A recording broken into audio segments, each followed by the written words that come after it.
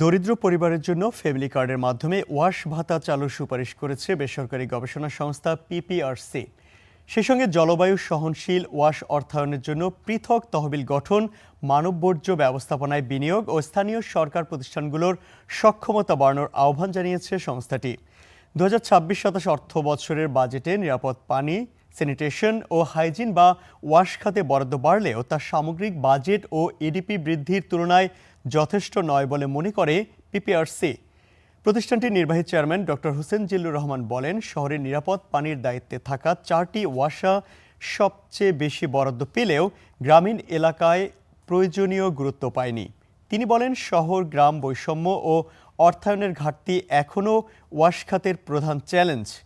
বিশেষ করে উপকূলীয়, চর হাওর ও জলবায়ু ঝুঁকিপূর্ণ এলাকার জন্য বাজেট সুনির্দিষ্ট কোনো বরাদ্দ না থাকাকে উদ্বেগজনক বলে উল্লেখ করেন তিনি। বাজেটে নিরাপদ পানি, স্যানিটেশন ও হাইজিন খাতে এডিপি বরাদ্দ নিয়ে আয়োজিত এক সংবাদ সম্মেলনে এসব কথা বলেন পিপিআরসি নির্বাহী chairman doctor Hossain Zillur Rahman. Safely manage অন্যান্য ইয়েতে শুধু 45% মানুষ এখনো out of improved easily accessible resources 45%। এটা মানেটা কি? ধরেন আপনারা দেখেন গ্রামের মহিলারা বহু দূর থেকে আনতে হয়। আমাদের এসডিজির লক্ষ্যমাত্রা কিন্তু বহু দূর থেকে আনাটাকেও আমরা একটা ইজিলি অ্যাক্সেসিবল বলছি না। সেই জন্য এই যে 45%, এই যে আজকে এটা 2026, 30-এর মধ্যে এদেরকেও কিন্তু আমাদের ইয়ের আওতায় নিয়ে আসতে হবে।